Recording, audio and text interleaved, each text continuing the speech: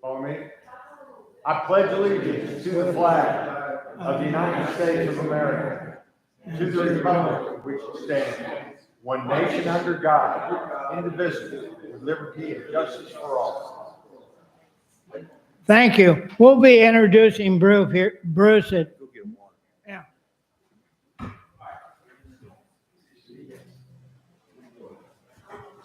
We have quite a few guests today, but one I know you guys can't beat in distance. She's from Australia. Annette, stand up. She lives in Brisbane, Australia.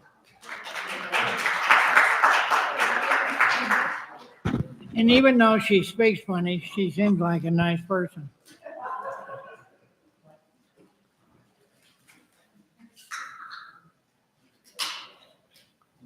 Lisa Willett's here from the one of the radio stations.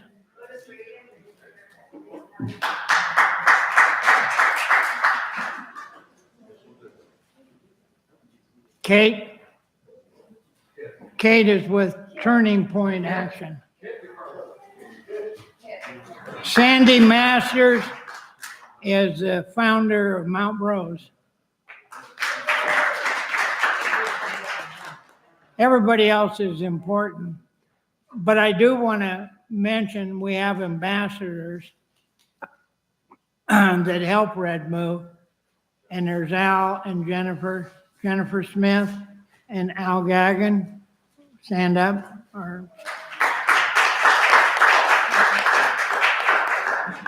Of course, Bill Conrad. Karen, the money person, and Bill's wife. Karen keeps it organized. I know I'm missing somebody. We're even on time. I guess you can hear me. I'm a little hoarse today. Did I miss anybody? Tony? All right, with that in mind, take a little break, grab cookies and goodies. If there are sandwiches left over, they're $5. But make sure I get one first. I didn't get one yet. Bruce, did you grab a sandwich? No, I'm good. We'll send one to you. Yeah, send one home. Yeah. What kind do you like? Tuna? So we'll be starting the podcast in about 5 minutes, and we'll record it. And then what we'll do is Ray and sort of staff will ask a couple questions to Bruce, and then we'll open up to everybody to ask questions. And this is going to be on RSS feed as well as recorded live stream. We're live streaming right now, as you can see. But I promise I'm going to get it up on the RSS stream tonight. And it's something I've been doing for a long time. People don't realize that. I started podcasting a year before Bongino started podcasting. And Right Side, I started live streaming at the same time as Right Side. So I must have done something wrong. But I think it's because I like to ski and do other things and travel. Get occasionally run for local politics or in politics. So while you're just eating and you want to take a break, if you just go here onto the search and you go Redmove, yeah, it's okay. It's just talking. Go here, Redmove. You just type in a search on a podcast or anything. You just type in Redmove and see it comes up right here. It's a network. And if you look, I put a couple different shows on there. And here's one right here. So get your applications in for the It's Military Matters. So you'll get this one will be under Redmove. Those boxes filled with toys. So Get it's them back in the a warehouse. podcast, and you can listen to audio, not video. And people who do be cutting their lawn or working, mostly people who are younger. I watched it evolve to the median age. When I started, I was about 25 to 30. I'm older, of course. And then it's gone up now to 45 to 50. And I first learned about podcasting when I worked with anthropologists in Afghanistan. We were working on research, and we were recording things and actually putting them in the archives. My very first podcast, we get a chance, with my uncle, who was the greatest generation, in 2014 for my own feed. So it's the same feed, and I want to get it going again, and it'll be on a podcast today. It's kind of fun, and I'll be asking Bruce a little bit about his background, where he grew up, how he got into the military, family, why he got into politics. It's things of that nature. And it'll probably be about 10 to 12 minutes. Ray and Rick will ask a couple questions, and then we'll open it up to everybody. And this is a very good microphone system to do this. So if anybody else need any more break or anything, I'm good. Go ahead and grab your food. It will I'm gonna start sit in a here, Ray. minute. You sit over here right now. In? Whenever. That's one thing about it. It'll be recorded, and I'll edit it. So 1 o'clock we leave here. I mean, when we're done. When we're done. You know, real fast before we start the podcast, just so we get recording, if everyone could just introduce themselves, sort of get to know who's here.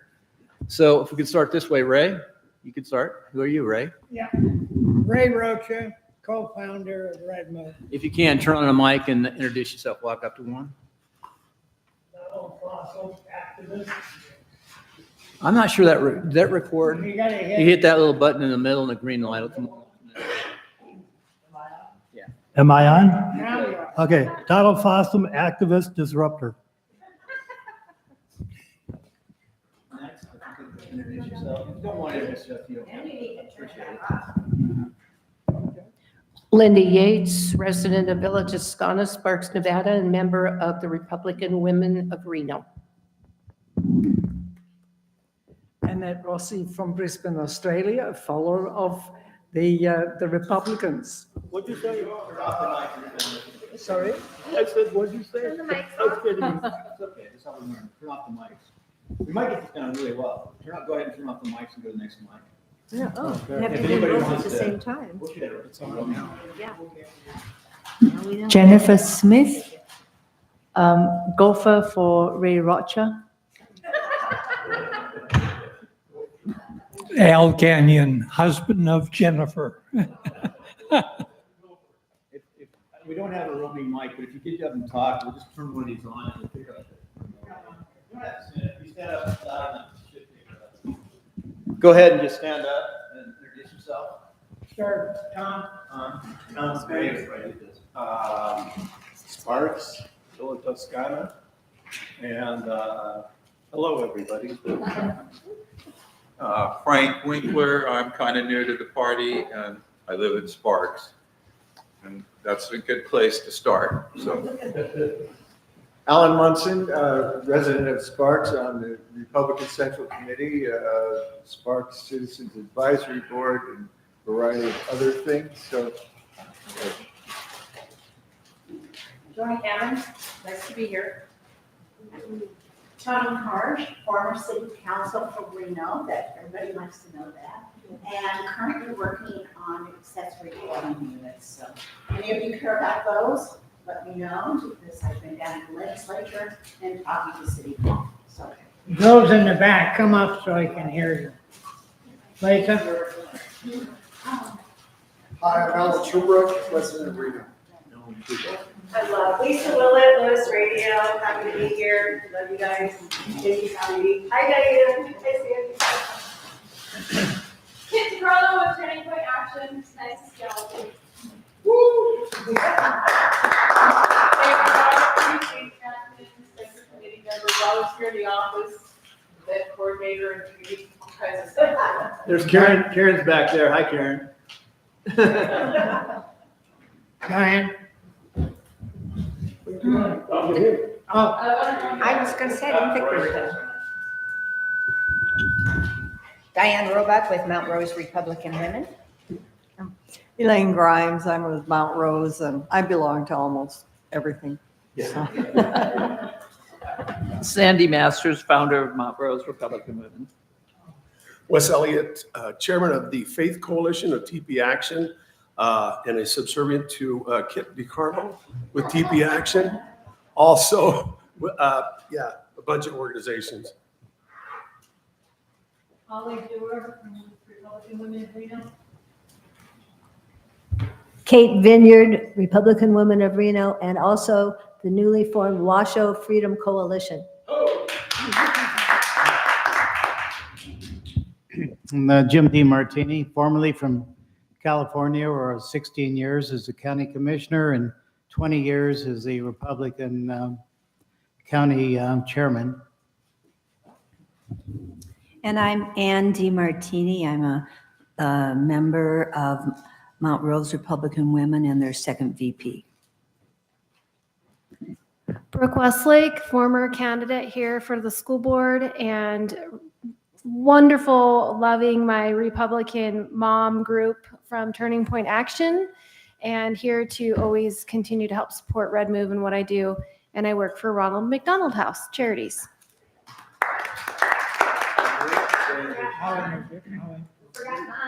No, forget me. No. I'm for Lucy General Trouble there.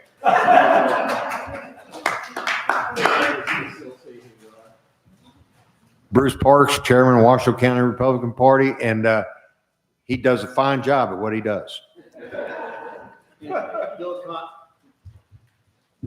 Bill Conrad, I was also a former city councilman before Jim was elected. He was elected, I think, about 2 years into my election cycle, somewhere in there. Maybe a year. I forgot the cycle. We're off one cycle, remember. But anyway, he was a commissioner and I was a city councilman, Vice Mayor Modesto. So that was before the war. Anyway, so Bruce, we're going to start now. If we go put the mics on, if we don't get feedback. Welcome to Redmove. Let's see. Welcome to the, in my head, I say, welcome to the National Association of Podcasters, because I'm going to the National Broadcasters next week. So we got to redo this here. So Bruce, welcome to Redmove. This is your podcast sponsored by Redmove, Nevada, and it's redmove.org. And today we've got you in the hot seat. Bruce Parks is what I know about him as he showed up. He's the Washoe County Republican Party chairman. And he's also a retired military. I know he did at least 20 years. He's Fort Campbell. He's just got this 101st pin. He doesn't have it on today. And I know he loves Clinton. No, not really. I've talked to him a little bit, and he said basically you got out of the military because of Clinton. So we'll start with that story and work backwards. So first of all, why did you get out of the military? And how many years did you do? Well, it was 20 years, 2 months, and 18 days. Not that I was keeping score. It was right in the middle of the Clinton era. And I remember distinctly the sergeant major coming in my office, throwing this book down on my desk, saying, "New operations manual, read it, learn it, live it, know it." And I looked, and right there on the front cover, it said, "Peace operations." Well, I'm a soldier. I'll establish the peace through superior firepower. But you get somebody else to maintain it because it's not my job. But that was kind of the straw that broke the camel's back. I was considering retiring at the time. I had my time in. And for whatever it's worth, the reason that I despise that man to the level that I do is he single-handedly did more to destroy the military might of this country than any individual in the history of this nation. And that's when I made the determination, time for me to go. If you can't support your commander-in-chief, the ultimate act of loyalty is to resign. And that's what I did. That's 100% accurate. You know, it drove me nuts when Mark Milley didn't resign after Afghanistan. That drove me nuts that he did. And I know Mark. We went to the Q course together, so it's very frustrating. So I want to ask another question. You said something I want to follow up on. You said Clinton is the worst. This Obama administration, I think, has absolutely destroyed not the Obama, but Obama, of course, in his third term. But Biden's administration absolutely destroyed the military. I've got 3 kids in the military, and 2 are at West Point during, one just graduated, they graduated a couple of years ago. And I saw the demise of West Point. And he fired all of the advisors right away, and he put in these liberal, woke DEI people. How can you say that Clinton was worse in this last administration? Well, we just come back from Desert Storm. This was still probably 3 years after Desert Storm, a few years anyway. The bottom line is we had the world's strongest military at the time. And as soon as that man took office, he set about destroying it, to the point where I remember this young captain telling me that I had to sign this status report that said that I was ready to deploy. anywhere in the world. But it wasn't true. I had 30 vehicles, but I only had 12 drivers. That's not deployable. I don't have the bodies for the equipment that I own because of his policies. So, Yeah, oh yeah, I agree. combat readiness Obama, report.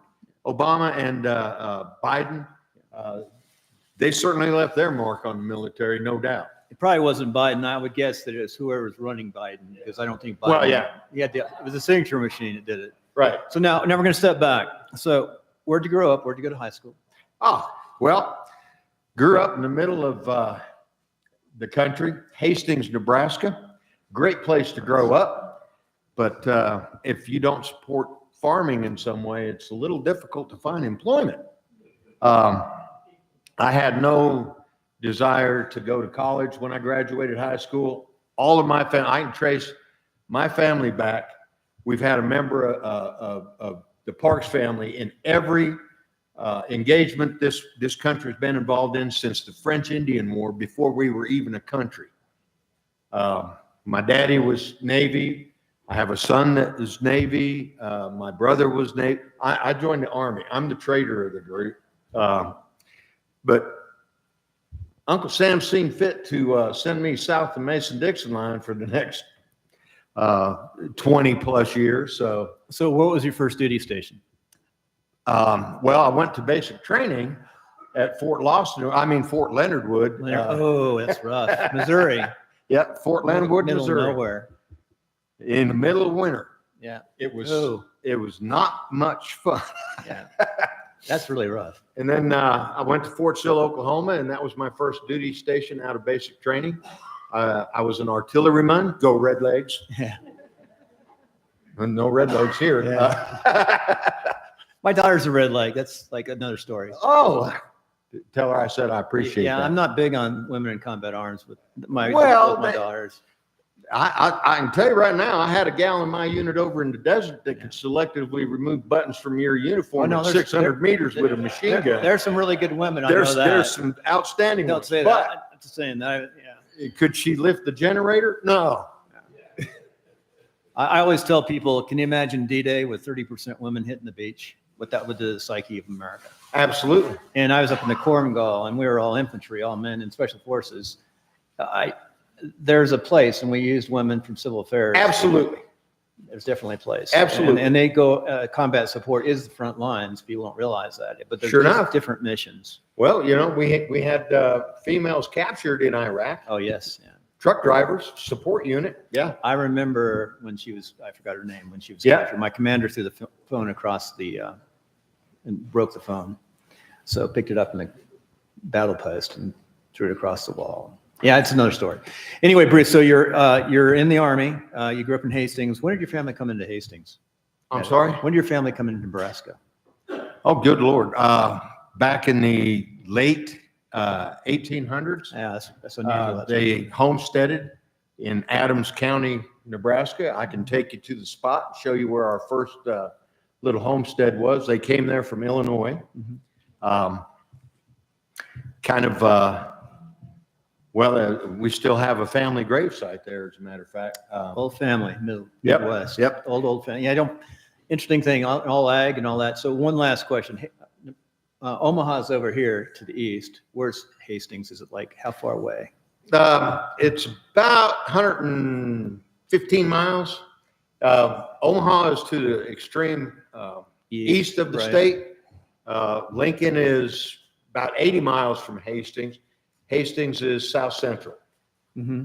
And then what river runs close to it? That'd be the Platte River. The Platte, the famous Platte, right? Yep. Coming along the Platte. That runs out of its banks every year, and then in the middle of the summer, you have a little trickle running down the.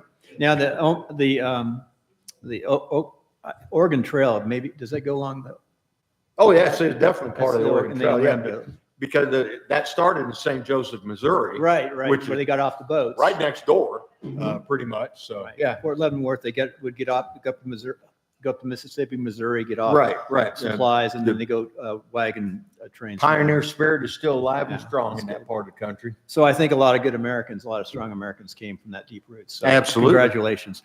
So now you're out of the Army. You had a great time in the Army, got a retirement, but not a lot of money from retirement, of course. Oh, I don't know anybody that can retire on military pay. You got medical, which is nice. Yeah. So you're out, and what do you do next? Well, go through a myriad of jobs. That's what brought me to Nevada, in fact, was a job opportunity that fell through. It turns out I dodged a bullet with that one. The company is folded shortly after I interviewed. But I got into security work, and I retired officially from security work. I was head of security for the Amazon plant out there in the industrial park. Interesting work, to say the least, but Surveillance and all that. Oh, yeah. I've heard some stories probably about Amazon. I guess you learned the right way to do things with them. yeah, there's a time and a place to go hands-on, and it's not usually What was your takeaway from working with Amazon, a big corporation? a big corporation like that. I saw so much, and this will come back to this, I'm quite sure. I saw so much waste and I mean, on a constant basis. Really? Oh yeah. They were going to renovate that plant, turn it into a different type of structure than just a distribution center. In the process of renovating it, I saw tens of thousands, if not hundreds of thousands of dollars go in a dumpster. But then again, when you're Jeff Bezos and you're worth what he's worth, that's a pittance to Amazon's him. a very successful company. Very. And very efficient. And Yeah. They've done an amazing job towards what they do. I know I just was back in DC and I ordered some of these little coffee cups at 11 o'clock at night, and the next morning they're on my porch. Oh yeah. From Amazon. I got to tell you, they are efficient at what they do, but I don't necessarily agree with their HR policies 100%. There's not a lot of room for extenuating circumstances. No, I know people who worked at Amazon and they've been burnt out too. Oh yeah. It's a Yeah, tough that place to happens a work. lot as well. And they make people work hard, it seems. Well, yeah, I mean, when you sign up, Yeah. you know what you're getting into. In the medical. Interesting. So after Amazon, what did you do? How did you get? I into retired. How did you get into local Republic? Well, politics? I'll be honest with you, Bill. I actually think that retirement was going to involve a lot more fishing than it actually does. Did you fish the? Oh, I truckee? love to fly fish. Truckee? Tie my own flies, build my own rods, but I don't have time for it. I saw what was going on in my community once I retired. That was in 2018. Saw what was going on in my community and wasn't happy about it. Started to get involved in little ways, showing up to school board meetings and stuff of that nature. But as time went on, I got more involved because I didn't see the needle moving in the direction that it should. I saw more and more the needle moving towards the degradation of our community and the destruction of our society as we know it. Well, you and I both took an oath many years ago, and that oath does not come with an expiration date. That's correct. So They could be I recalled till you're could 65. not stand by and watch my community circling the drain and not do something about it. So I got more involved to the point where I was actually able to agitate it. What was the term you used? Disruptor. Disruptor. Yeah, there you go. Yeah. Disruptor, agitator, community activist. That was one of the milder terms. Then I got involved with the Republican Party, and I saw that there was some things going on within the party that I didn't really approve of. From my viewpoint, I'm a firm believer in we the people. I mean, that's what our entire system of government is predicated on, the principle that the power rests with the people. But I saw that there was a situation there that was not necessarily the case. And myself and a bunch of other folks got together and decided, well, you know, we have a choice. We can work with them or work against them. we decided it'd probably be better to try to work with them. But when it became apparent that that was never going to be the case, then it was time to make some changes. Well, I can think of two things that has happened in the last 2 years that are very powerful for the Republican Party in Nevada. One, Republicans, there's more Republicans here now than there are Democrats. I believe that's the first time in a long time, which is pretty amazing. And Trump did extraordinarily well. He did well here. What, 8 or 9 points? It was huge. Well, the margin was huge. Well, I know that on election day, he was ahead by a pretty good margin. But as time progressed over the next 10 days, that margin eroded to the point where he didn't win Washoe County. And that's one of the... Yeah, the counting here, that's another Yeah, thing. That's something we can all work exactly. on. We're working on it. Needs to be, so what's the ideal way to vote? At the precinct level, with ID, paper ballot, behind a little curtain or whatever.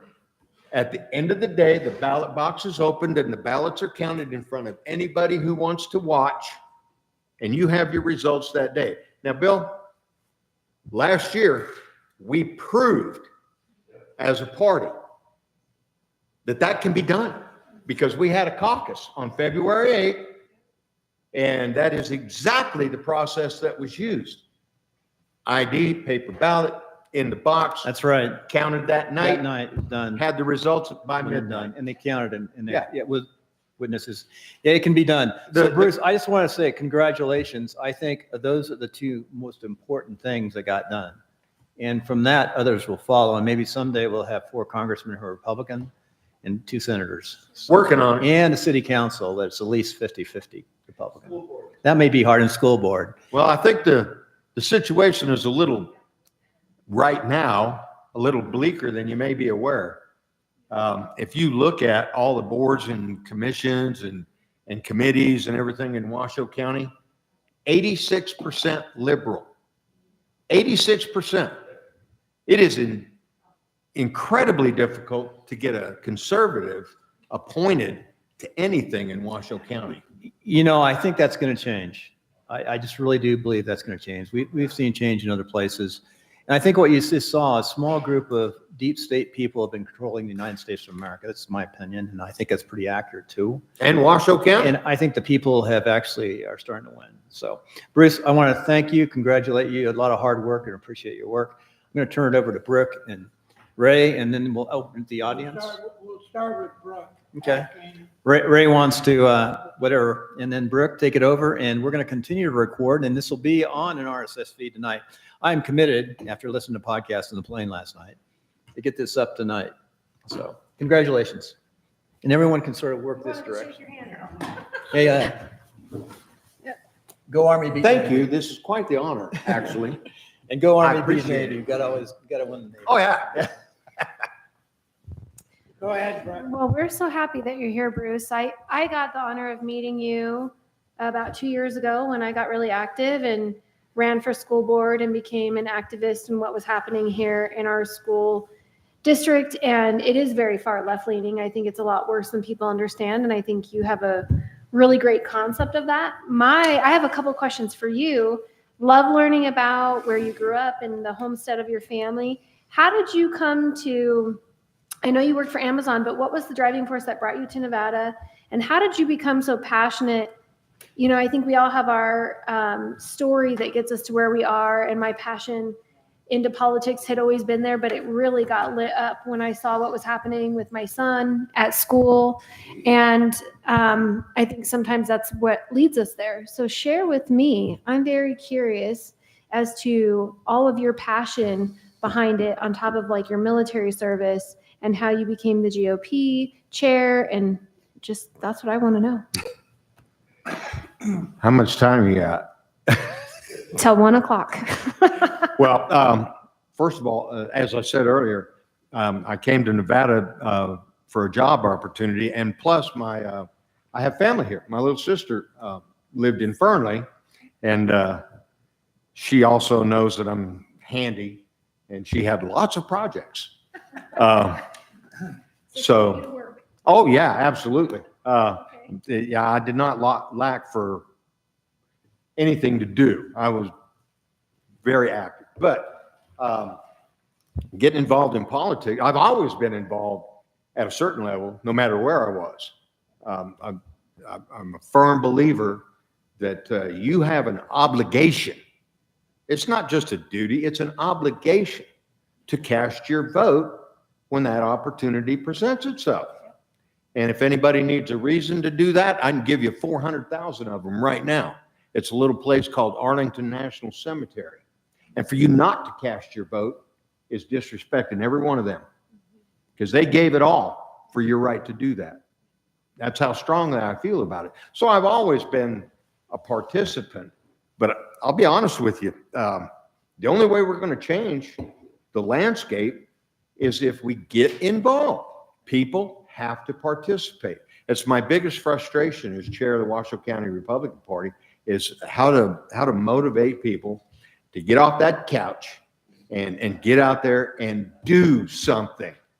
You don't have to try to do everything. Lord knows that's, you can't. But do something. Do what you can do. Doing nothing makes you part of the problem. How do we inspire, I'm coming up on age 44 and. Oh, no way. Yes, yes way. Thank you. What was that, Don? Oh, I'm getting old enough for you. Well, tell that to my boyfriend. I don't know that he'd like that. How do we get, I know what inspired me, my children. Sure. And I was already pre-inspired with politics. I was married to a politician, but we sat very politically different on the table. He was a left, I'm a right, and that did not work in the marriage. However, I have always been very active in my community, and he did teach me certain ways about how to get on government boards. I've been serving here in my state for 6 years now. I sit on the bar board, I sit on the elderly care board, and then I got appointed to the fee dispute committee for attorneys last year. And I really love giving my time back to my community, whether it's through advocacy or committees. And I encourage people all the time. I think the part where they get discouraged and what we need to overcome is how do we encourage them to get involved when the attacks on the left can be so bad, when people, they try to shut their businesses down or get them fired from a job, when some of those things are, I wear my work hat is very separate from my political hat. There are certain things that I cannot intermix, and I'm okay with that. But how do we get people in my generation involved where they don't have that fear, where they want to stand up, where it doesn't, maybe it's not a story like of mine with my child coming up against all this stuff that was happening at the schools with the unveiling of the 1061 policy that I uncovered that I knew was there, but they kept hiding it until it got revealed to me. And then we went and filed lawsuits against the district. So what would you say to inspire people in my era who are mid-career, maybe their kids are just about to graduate, or maybe they're starting a family. Some of them start later. How do we get them encouraged to be involved? Well, first of all, I'm not a graduate of Hogwarts. I don't have a magic wand that I can wave and make everybody be concerned about the things they need to be concerned about. But I honestly believe that informing people of what's going on is key in that area, because there's so many people out there that have their nose stuck in that screen and very selective about what they're seeing on a regular basis. So what they're regurgitating is some of the garbage that they're seeing on that. And it's so far removed from reality in a lot of cases that you have to, short of grabbing them by the throat and saying, wake up. I wish I had a secret formula, but it hinges on information. And we have resources available to us now that when I was growing up, we didn't have. I mean, you can get a message out across the entire world in microseconds, easily. Well, when it comes to younger folks, how do you market that message? That's really key, because if you don't market the message properly, most people have the attention span of a flea anyway. It has to grab them and Oh, wow. Yeah. Well, the way the left does it is fear mongering. I'm not an advocate of that. I'm a firm believer that if you tell people the truth shall set you free. Amen. Amen. Well, but they're not getting that is my point. You know, yeah, they're seeing everything through that filter that, I came up against a lot of that. That what brought me to Substack was I was getting blocked. Was releasing videos on TikTok about what was happening in the schools. 2 million views, 2.1 million views in 2 weeks, and they took the account down. So there was a lot of the blocking stuff going on. How do we? I have two final questions for you. How do we come together as a political party and do better together? And are you inspired to run for office at any point here in Nevada and be a leader here?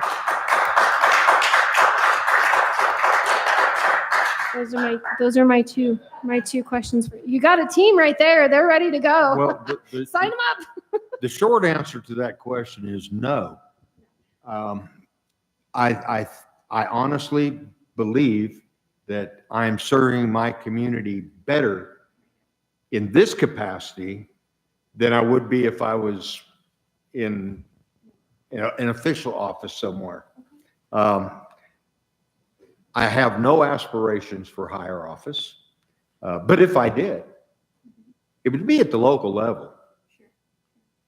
So, something along those lines, if I was ever to entertain that idea, but it's so far removed from how I think, no. And to answer your other question about how do we come together, it's real easy.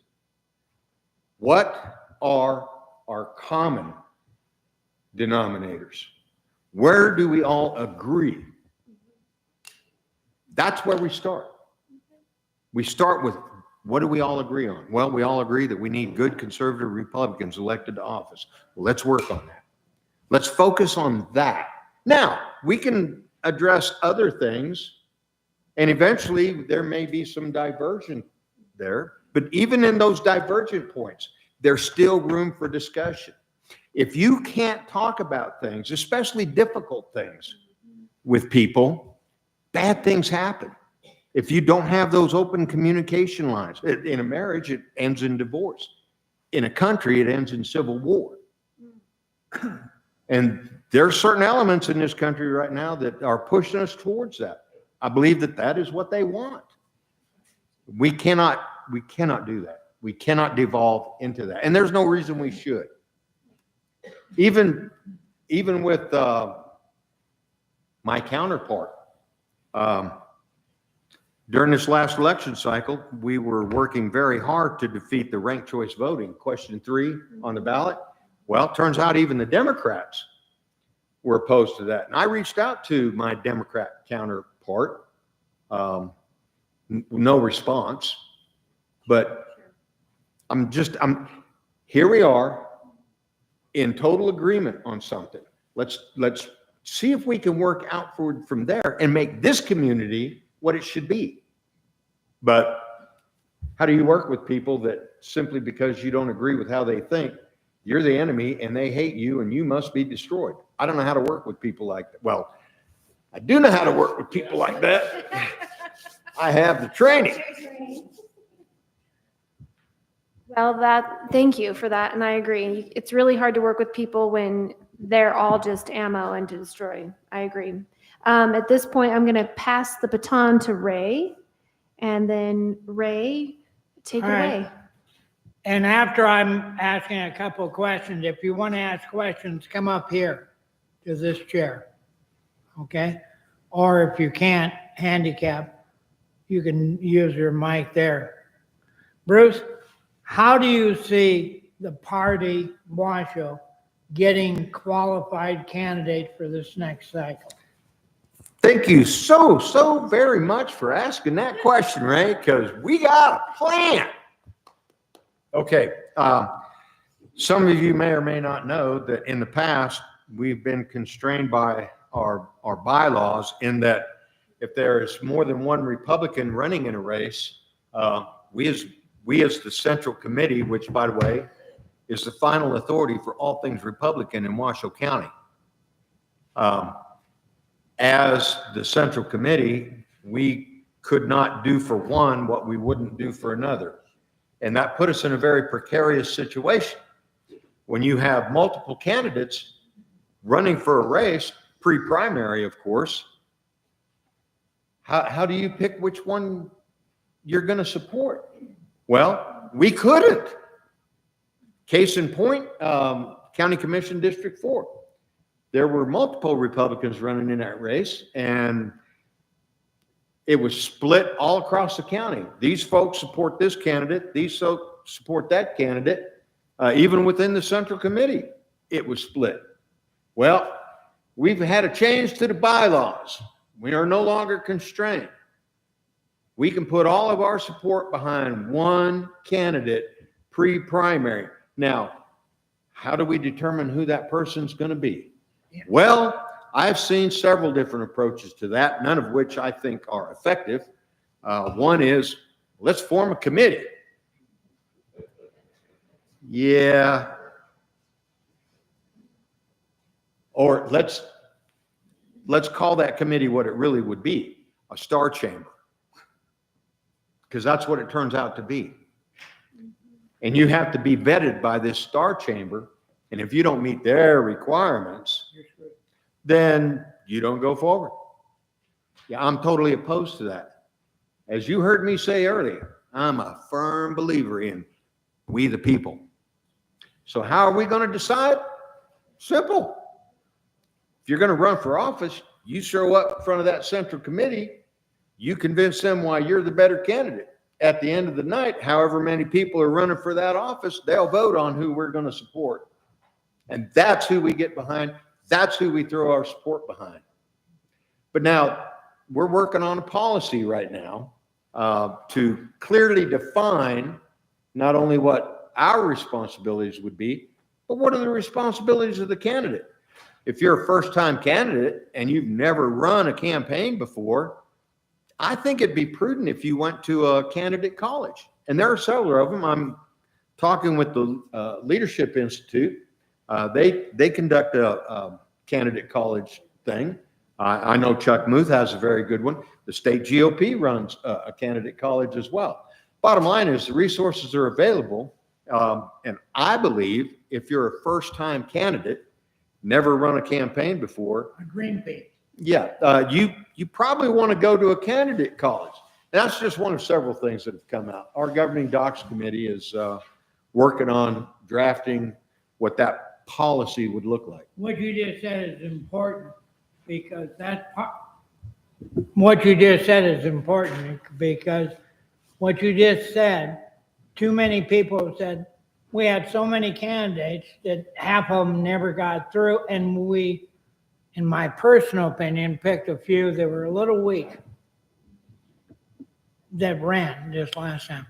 Well, I think that, yes, we as a party need to do a better job of determining who we're going to put our support behind. But I also submit to you, Ray, that we have a responsibility to mentor these candidates as they go along, too.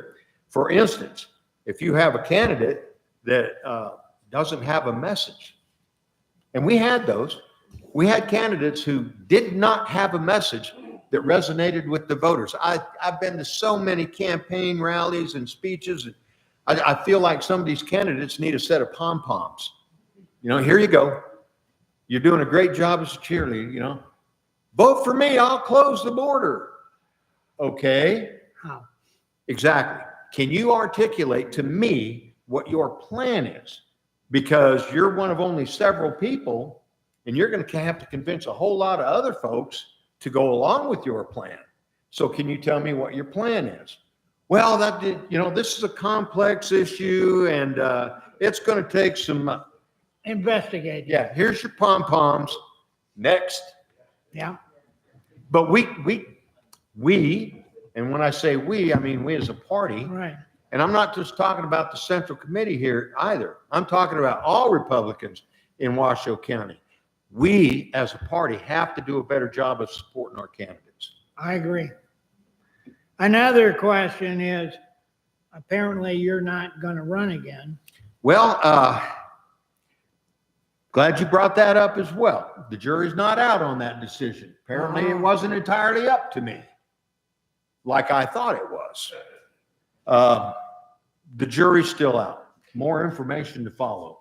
Oh, that was a very good sliding comment. You notice he did the politician thing, you know. He didn't commit.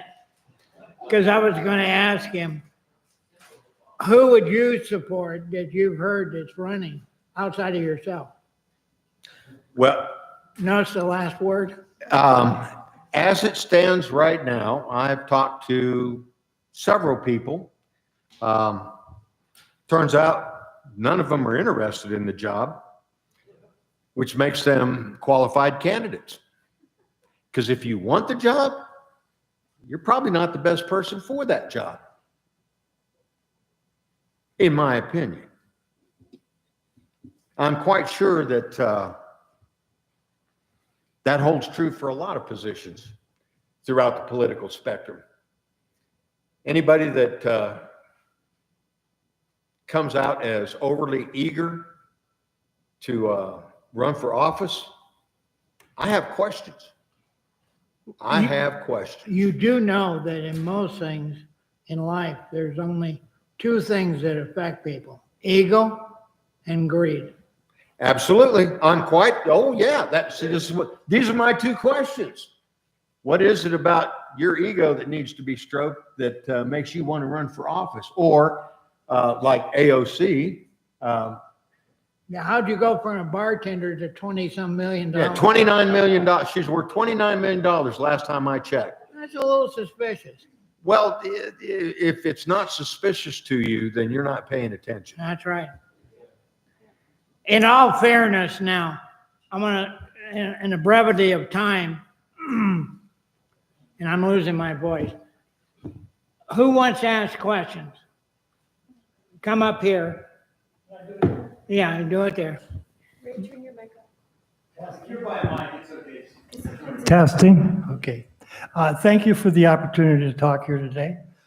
It's a real joy to be back here. I've been busy working, and I'm totally out of touch with what's coming up in the county election, which is very important, very, very important to us. And it became more of an urgency for me when I found out that Bruce was going to be not running for office again. So I got organized for who I thought would be the best one. Well, it comes down to basically, as he was wisely speaking, about maybe sending candidates to college and letting them know how to be in the role of the legislature, whatever they choose to be. I just did experience going through wasting a lot of time with a candidate that didn't know how to present anything. She was asked in this very room, how would you present a piece of legislation? She didn't know, okay? My question is, a question? It has to be a question. Okay, all right. So my question, one of the questions, what threw me off, Ray, is Bruce is now running again, okay? So I had a question regarding that. He already answered the other questions about who he thinks should run, and I'm going to answer that question. I think current leaders, the best current leader of our best current group should run, and we all know who she is. Thank you. No, we don't. I don't know. Okay, I'll say it. She has been the one that also, like Bruce says, is not that certain she would want the position, but she's proven herself very well to grow parties and run the group. Nicole Harris, period. She will bring good character to the group, and she will speak in a sophisticated tone when she needs to. But the first meeting I was ever at with her, which was at one of those Mexican restaurants, she organized groups in a hurry. She broke up, she formed brigades and closed the meeting as sharp as she was and as classy as she was. She says in 1921, her last words were, "Folks, we are at war." That has not changed. Thank you. All right, who else wants to ask a question? Sandy and then Diane. You know, Bruce, Robert Robert Beatles has been very involved with the whole situation party over the last, since he came to town. I took him to lunch to find out exactly what his agenda was. But anyway, he's now kind of disappeared, and I can't see anywhere where he is anymore. What happened to him? And he was doing a lot of support and a lot of this and that. Why wouldn't he come up forward and want to, be part of leading the party? Well, first of all, if you listen to some of the elected officials in Washoe County, Robert Beatles runs the Washoe County Republican Party. They, in fact, I was told one time, well, you're just Robert's puppet, because he owns the Washoe County Republican Party. Well, let me clear that up for everybody. For those of you that speak Spanish, El Toro Poo Poo. Has he been supportive of the Republican Party? You bet. And he's still the chairman of the Election Integrity Committee for the Washoe County Republican Party and has done a phenomenal job. Folks, we have the evidence. We have it. We can bring the receipts, but it doesn't matter if you can't get a judge to entertain it. And so far, it's been all the way to the Supreme Court of the United States. And we have been told, nothing to see here, move along. Because they won't see it. They won't let us introduce the evidence.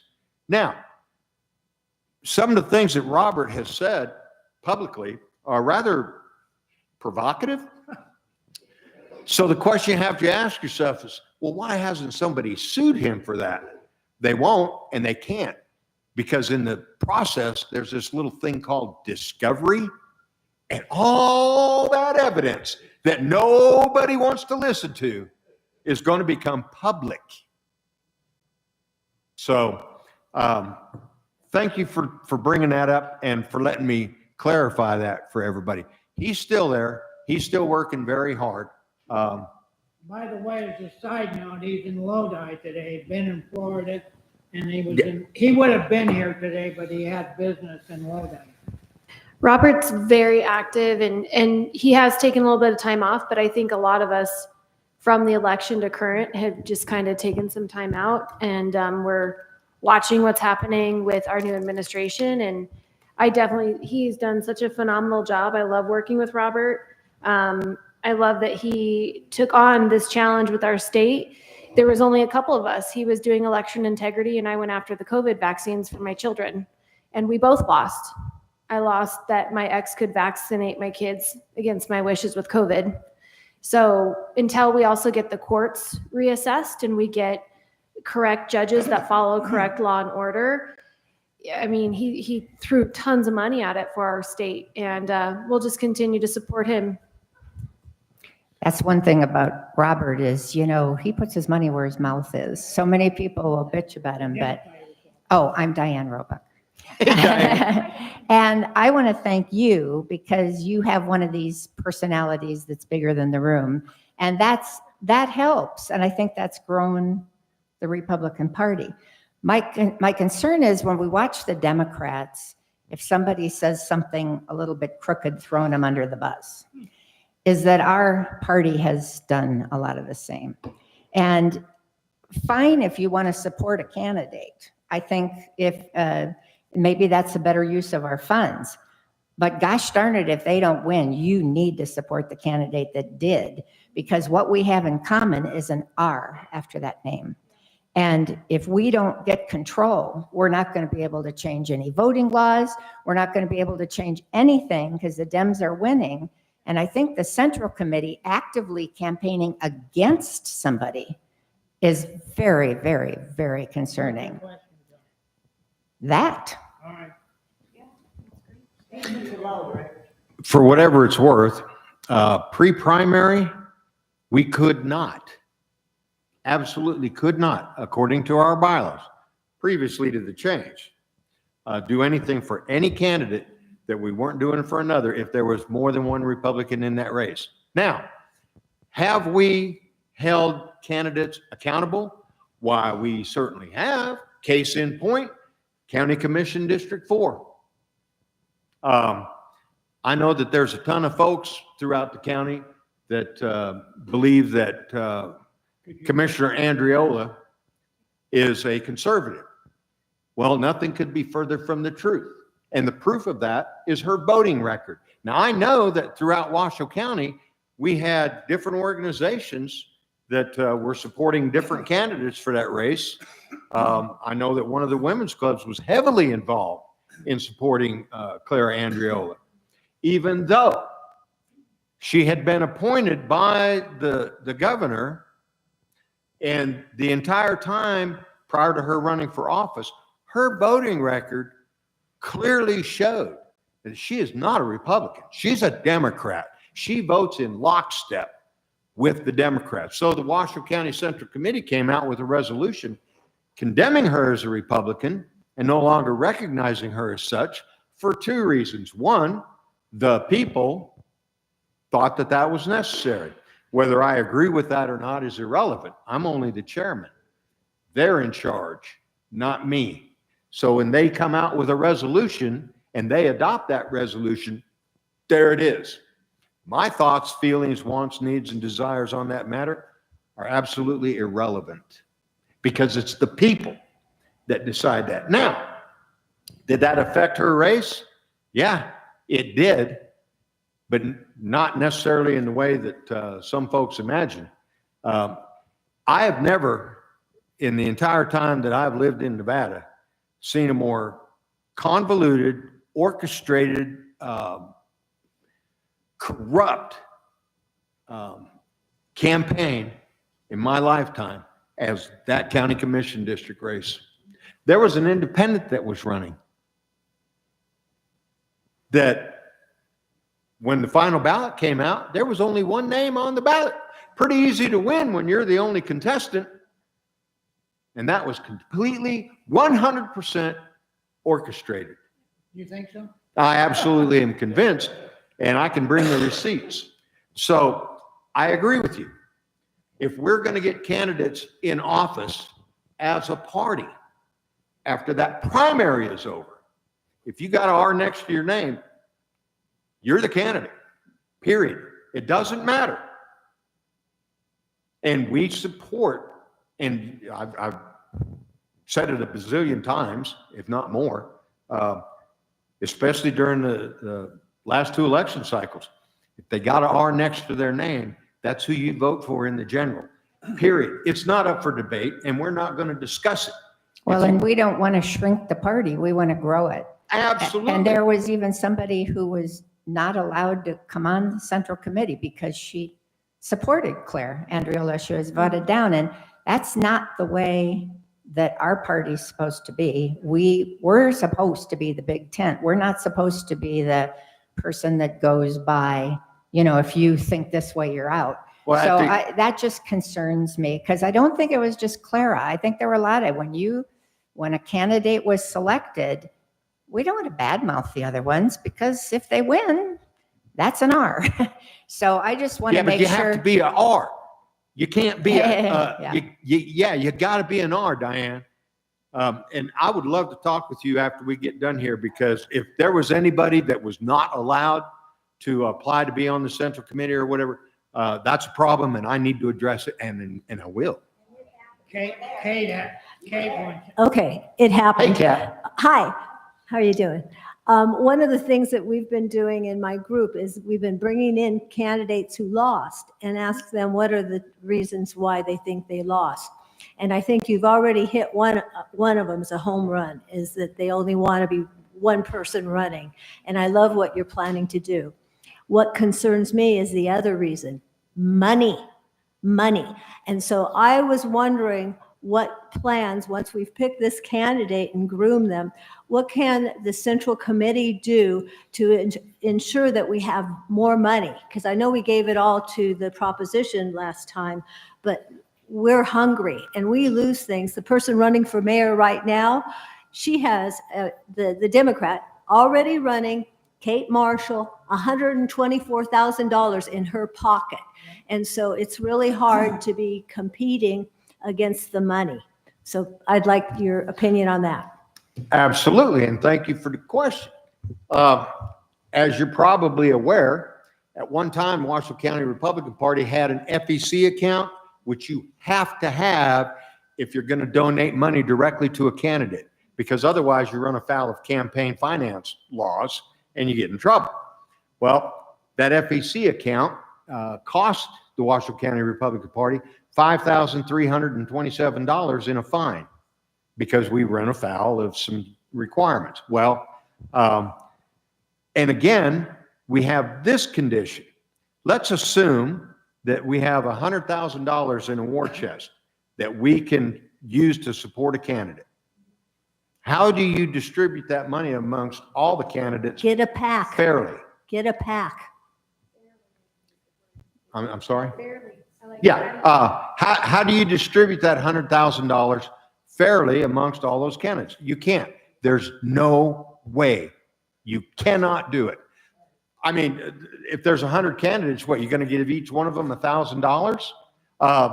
That's not even going to buy a couple of boxes of yard signs maybe, but that's it. Here's what we do to support these candidates financially.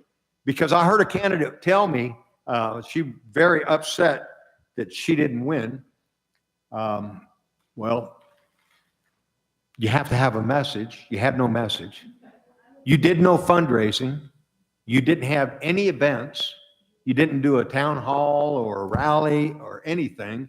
There's a lot more to campaigning than just showing up to events and handing out business cards and telling people, vote for me. Yeah, that's not campaigning. So it's not fair for you to say that the Washoe County Republican Party didn't support you.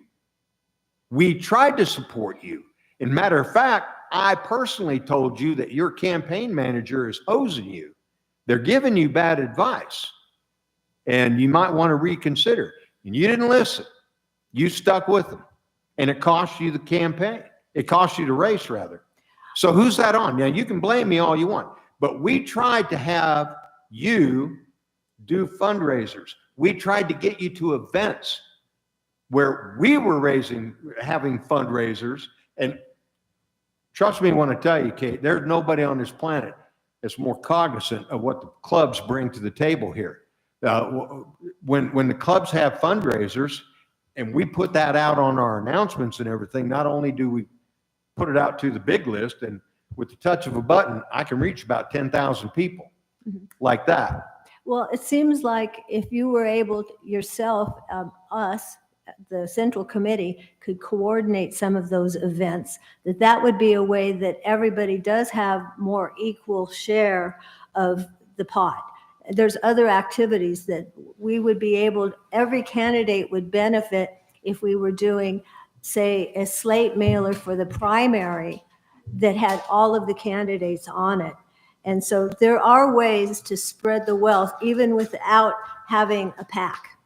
And Absolutely. So. Oh, anyway. I agree 100%. Okay. And we did a lot of that. Now, yes, we raised a considerable amount of money to defeat question 3. Did the Washoe County Republican Party spend that money? No. We had a committee that spent that money because we didn't want to get in trouble. We didn't want to make it appear. And I'll be honest with you, Kate, I'm very disappointed in the rest of Nevada. Very disappointed. But then again, Washoe leads the way. We always have. Right. So we have about Brevity. 5 more minutes left. What I'd like to do is a lightning round. If anybody wants to ask a quick question. Roy had a question. Go ahead. Let Ray listen real fast. Just ask a quick question, one question. And Go Bruce, ahead. I want you to answer inside 15 seconds, and I'm going to time. So you can ask a question, and then Bruce will answer it. I've never been told to shut up so politely. Well, it's called the lightning round. We're starting something new. Do you notice how we did that diplomatically? I know. We're learning, We're getting back into podcasting. Go, Roy. I wasn't going to be quick, so I'll. You know what? Go ahead. No, I was just going to thank Bruce for, in the Central Committee for changing those bylaws, because it's something really important to us. And I just want to remind everybody listening that many of our local races are nonpartisan. Not that the people in them are not partisans, but When we're not organized, when we don't have our support behind an individual candidate going through this process, we can very easily end up with 2 Democrats. And we divided ourselves immensely. And even if we get a Republican candidate through in these races, they are now at a minimum 3 to 5 months behind the Democrat, because in every single one of these races, the Democrats have their person. There may be other Democrats running, but we know who they are really behind. So that's a big change for us, and I really appreciate you and the Central Committee addressing that.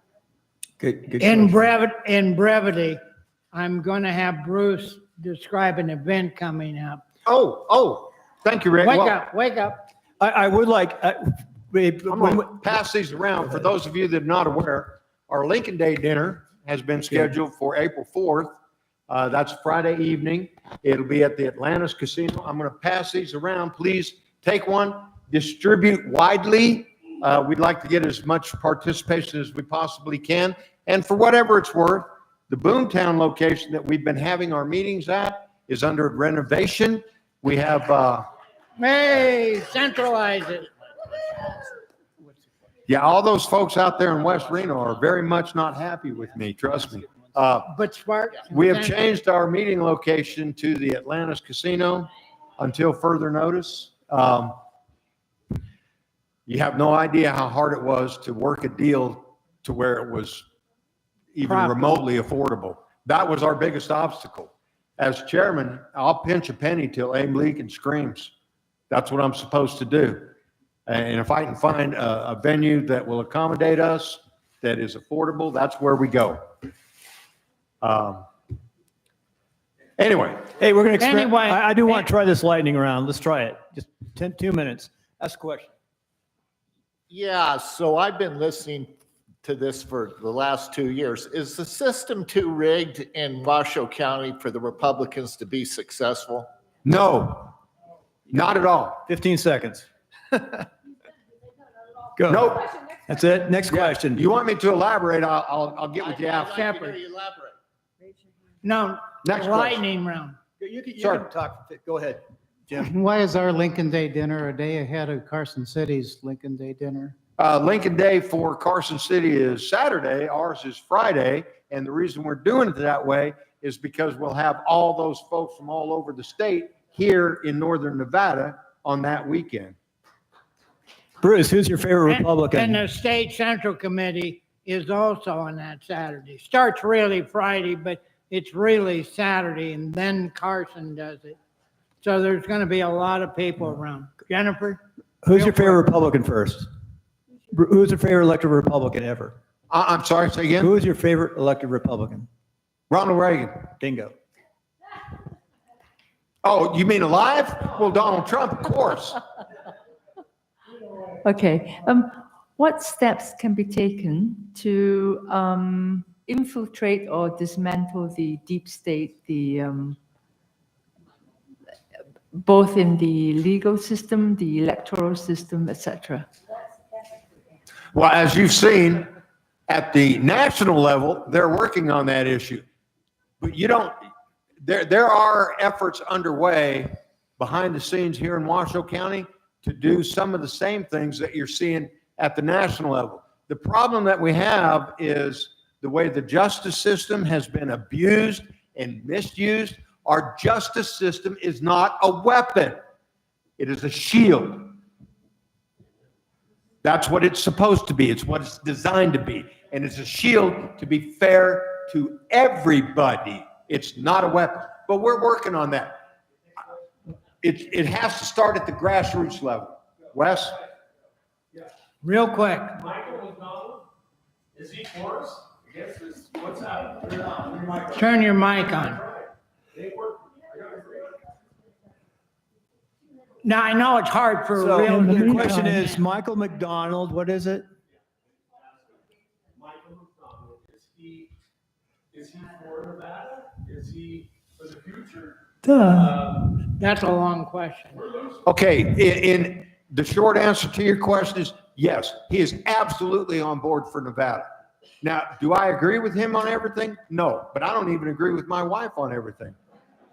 However, as long as I do exactly what she tells me, I mean, I'm in good shape.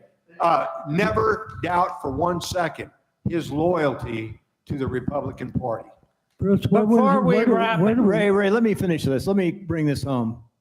So next question. Anybody question out there? I want to try Yeah, to do where this. do we go to engage with the group you just spoke of? I'm sorry, In say again? answer to her question, where do we go to engage with the group you spoke of in Washoe County that is doing what Washington's doing to repair things? That's really If you easy. want to get into Washoe depth, County Central Committee. If What you're is not a that? member, my question is why? Oh, So next my question is, answer you don't want to know. when do you have to decide if you're going to run for office again and who's next? I'm sorry, say again? So Ray, we're going to do a lightning round for the next 5 minutes. When is the deadline for applying to run for your chair, your position? I will announce at our Central Committee meeting on the 31st that the nominations at the for Atlantis. the 4 officers are open, and those nominations will close on the 15th of April, and we will have elections at the end of April. Do we have more lightning questions out there? I want to bring up something. Our next meeting is April 15th. I know it's a day you will remember. It's a Tuesday, but from then on, we'll be on Fridays. Brooke, why don't you describe? Oh, no, I'm going to candidates? finish, Ray. We're going to finish the lightning round. Any questions out there? Any questions? Any more questions? So we're done. Can the deadline be changed for signing up for the chairmanship election? I didn't understand the That's question. Say again? Can the deadline be changed to a later date for signing up for being in that election for a Central Committee member? Because my complaint in the past has been it comes up too fast and too many people didn't even know it happened. Thank you. Can the deadline be changed to sign up to be a Central Committee member? Oh, no. You can sign up. The nominations will be open as of the 31st, and nominations will run until the 15th of April, and they will close on the 15th of April. We will have a town hall so the candidates can speak if they want to Central Committee members. But our bylaws specifically state, in order to vote for an officer of the Washoe County Central Committee, which is secretary, treasurer, vice chair, and chair, you have to have been a member of the Central Committee for 6 months. If you're not a member right now and you haven't been, then you will not be able to vote in that election. So how do you get on the state party? And how do you run for chairman and state party? When the state party has elections for the officers of the state party, which will be in 2 years, I think it is, you have to be a member of the state Central Committee in order to vote in that election. And how do you get to be a member of the state Central Committee? Well, first you have to be a member of the county Central Committee, and then you get elected to the state Central Committee. And we will have those elections at the end of this month. As I understand it, we have 5 people that are in the running for state Central Committee. I have to check with secretary, make sure, but I believe that's correct. Okay, and are there any other questions you want to ask? In the future, we'll say, what was You talk in person. the question again? Just tell me again. Is the system too rigged in Washington County for the benefit of Republicans? No, I do not believe that for 1 second, but it takes participation. It takes we the people standing up, showing up, speaking up, and letting these elected officials know that we're not going to tolerate this crap. And how do you do that? You get people off their butts. That's what it takes. We can change this. We can make it what it should be. But the Central Committee is not going to be able to do it on its own. You need no apathy. Yeah, that's my biggest obstacle as chairman is apathy. All right, I want to have. Okay, are there any last 15th questions? For the 15th, Brooke's going to describe who our potential speaker is. Brooke? So I want to thank everybody for your time today. Our next meeting is set for April 15th, and I'm just waiting on a confirmation to have Attorney Joey Gilbert come and speak at our next luncheon. If there's anything else, do we need to cover anything else before we? So Ray, just one last question. Is there any quick questions to ask? In the future, we'll do this and we'll sort of time frame it, and we'll probably send out cards ahead of time, and the last 10 minutes would be like the quick rounds, because it's kind of fun. We're trying to make an entertaining podcast out of this, and we'll see how it comes out, and it'll get better and better. I guarantee you. And don't forget, you can go to our